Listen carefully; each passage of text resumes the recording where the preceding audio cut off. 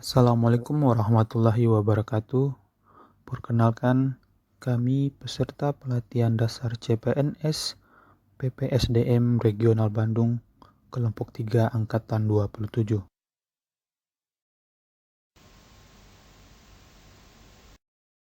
Pada kesempatan kali ini, kami diberi tugas untuk mempresentasikan hasil analisis kami mengenai salah satu isu global, yaitu proxy war.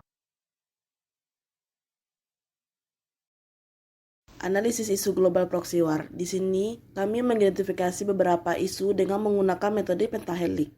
Kemudian, mengidentifikasi prioritas dengan menggunakan metode USG. Selanjutnya, untuk menganalisis isu tersebut, kami di sini menggunakan metode fishbone. Lalu, kami menggali apa alternatif pemecahan masalah tersebut dengan metode SWOT. Proxy war. Proxy war adalah perang antar dua negara atau aktor non-negara yang terjadi karena dorongan atau memiliki pihak lain yang tidak terlibat langsung di pertempuran. Perang perpanjangan tangan yang dilakukan satu pihak terhadap pihak lain dengan menggunakan pihak ketiga yang berasal dari dalam negeri. Di sini kita menganalisis isu kontemporer menggunakan metode pentahelik. Yang pertama yaitu isunya itu narkoba. Governmentnya atau pemerintah belum optimalnya pemberantasan narkoba oleh pemerintah. Akademiknya, pendidikan, agama, dan moral di lingkungan keluarga dan masyarakat masih kurang ditekan. Untuk masalah bisnis, masih banyaknya transaksi ilegal yang menguntungkan pihak tertentu yang lolos dari pengawasan pemerintah. Untuk community, kurangnya kepedulian masyarakat terhadap warga yang minim pengetahuan mengenai bahayanya narkoba. Untuk di sosial media lebih banyak memberikan kasus narkoba yang menjera public figure. Yang kedua yaitu mudahnya investor asing menguasai SDA Indonesia. Yang governmentnya, pemerintah harus lebih selektif terhadap investor asing yang mau berinvestasi di Indonesia. Akademiknya, pengetahuan masyarakat terhadap investor asing masih kurang. Untuk bisnisnya, investasi di Indonesia seakan menjadi angin segar bagi investor asing. Untuk komunitinya, masyarakat harus ikut aktif mengawasi dan melaporkan hal yang merugikan bagi masyarakat dan negara. Untuk media, peran media sangat penting dalam proses penyebaran informasi media. Seringkali judul yang seakan membuat masyarakat resah. Yang ketiga yaitu beredarnya hoaks tentang vaksinasi COVID-19. Menurut pemerintah belum memiliki cara yang efektif serta tegas untuk melawan dan menindaklanjuti para pelaku berita hoaks tentang vaksin COVID-19. Akademik, di sini kurangnya pengetahuan untuk menganalisis perbedaan berita faktual dan berita hoaks yang beredar. Untuk bisnis, di sini sangat menguntungkan pihak-pihak yang terlibat dalam penyebaran berita hoaks tentang vaksinasi COVID-19. Untuk community, masyarakatnya terlalu mudah untuk percaya setiap berita hoaks tentang efek samping yang disebarkan melalui berbagai media sosial.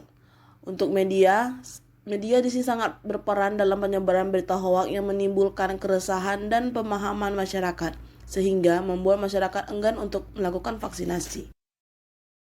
Untuk menentukan isu paling krusial atau isu yang paling penting di antara ketiga isu yang telah dibahas, yakni narkoba, munculnya investor asing menggunakan SDA di Indonesia, beredarnya isu hoaks tentang vaksin COVID-19, kami menggunakan metode USD, yaitu urgency, seriousness, and growth. Skala yang kami gunakan di sini untuk menganalisis isu ini yakni poin 1 sampai dengan poin 5 dengan keterangan poin 1 sangat kecil, poin 2 kecil, poin 3 sedang, poin 4 besar, poin 5 sangat besar. Dari tabel tersebut dapat dijelaskan bahwa isu yang pertama yakni narkoba, untuk urgensinya diberikan poin 4, seriousness diberikan poin 5, and growth-nya diberikan poin 3, sehingga total skornya 12 dan menempati ranking ketiga di antara ketiga isu. Isu yang kedua, munculnya investor asing menggunakan SDA di Indonesia. Untuk urgensinya diberikan poin 4, seriousness diberikan poin 5, and groundnya diberikan poin 4. Total skor untuk isu yang kedua yaitu 14 dan menempati ranking kedua di antara 3 isu. Kemudian isu yang ketiga, beredarnya isu hoax tentang vaksin COVID-19.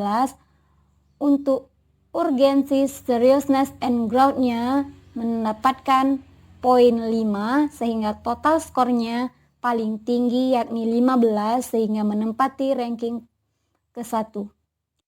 Dapat disimpulkan bahwa isu yang ketiga yaitu beredarnya isu hoax tentang vaksin COVID-19 merupakan isu paling krusial atau isu yang paling penting di antara ketiga isu yang kami paparkan. Urgensi isu ini harus diselesaikan karena jika tidak dicari pemecahan masalahnya, dikhawatirkan akan memperburuk kondisi masyarakat dalam menghadapi COVID-19.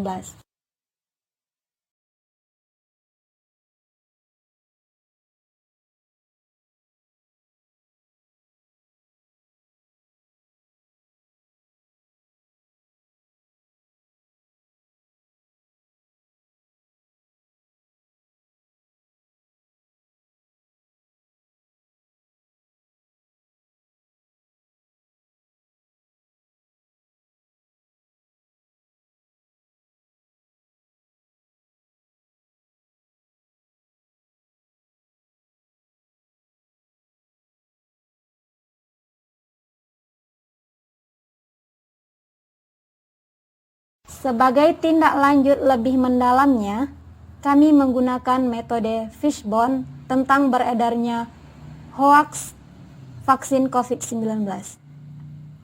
Ada 4 poin penyebab yang kami telah, yakni yang pertama ditinjau penyebabnya dari segi lingkungan atau surrounding, dari segi sistem, dari segi skill, dan supplier. Penyebab ditinjau dari segi lingkungan ini disebabkan karena rendahnya budaya literasi masyarakat, ketidakpedulian masyarakat terhadap isu yang terjadi. Kemudian juga pemerintah kurang tegas menangani isu hoaks tentang vaksin COVID-19 ini. Dari segi keterampilan masyarakat juga masyarakat masih memiliki kemampuan berpikir kritis yang rendah dan mudah terpengaruh oleh informasi yang tidak valid. Dari segi pemasok atau supplier, banyak informasi yang simpang siur di masyarakat. Analisis SWOT berdasarkan hoax tentang vaksin COVID-19. Strength, kekuatan. Yang pertama, pemerintah memiliki dasar hukum berupa Undang-Undang ITE Pasal 45A Ayat 1. 2. Tersedianya portal digital seperti Fakta.com untuk mengecek kebenaran sebuah berita. 3. Terdapatnya instansi pemerintah, tokoh pemerintah, dan ahli yang aktif menyebar informasi di media sosial. Weakness atau kelemahan. Yang pertama, rendahnya budaya literasi masyarakat, terutama dalam hal ini literasi digital, sehingga masyarakat kurang memiliki kemampuan berpikir kritis.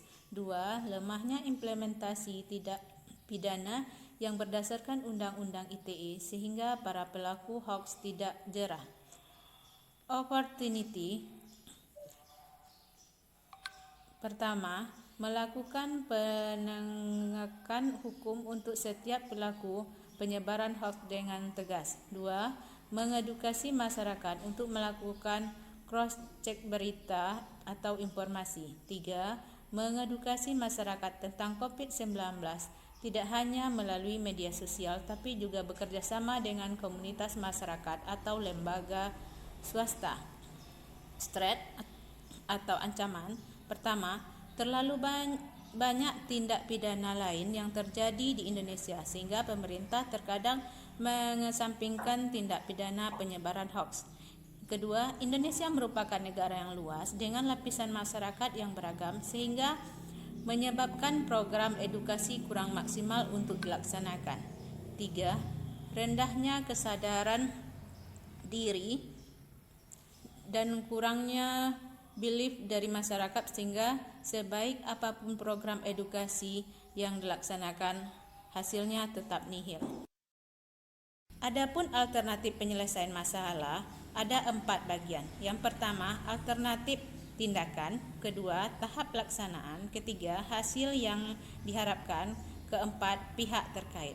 Alternatif pertama, melakukan penegakan hukum untuk setiap penyebaran hoaks dengan tegas. Tahap pelaksanaan, mengidentifikasi, menelusuri, serta menangkap otak penyebaran hoaks tentang COVID-19. Hasil yang diharapkan, setiap lapisan masyarakat yang memiliki niat untuk penyebaran berita hoaks dapat tersadarkan dan mengurungkan niat mereka. Pihak terkait, lembaga pemerintah, kepolisian, Kominfo, serta lembaga lainnya yang terkait. Alternatif tindakan yang kedua, mengedukasikan masyarakat tentang vaksin COVID-19 bekerjasama dengan lembaga swasta ataupun komunitas masyarakat. Tahap pelaksanaan, pemerintah terkait dapat membentuk tim khusus sosialisasi vaksin COVID-19. Tim tersebut melakukan kolaborasi untuk menyebarkan informasi kredibel tentang vaksin, mengajak pihak swasta yang memiliki konten tinggi terhadap vaksin COVID-19, mengikut sertakan komunitas masyarakat, misalnya Karang Taruna, PKK, komunitas literasi, PKBM, PBM, penting juga untuk menggandeng komunitas anak muda. Hasil yang diharapkan, masyarakat memperoleh informasi valid dari pihak yang dekat dengan dirinya. Keterlibatan personal atau seorang yang dikenal biasanya akan lebih mempengaruhi tingkat kepercayaan masyarakat terhadap sesuatu. Pihak terkait, lembaga pemerintah, lembaga swasta, komunitas masyarakat, lembaga pendidik, dan media. Demikianlah hasil presentasi kami. Assalamualaikum warahmatullahi wabarakatuh.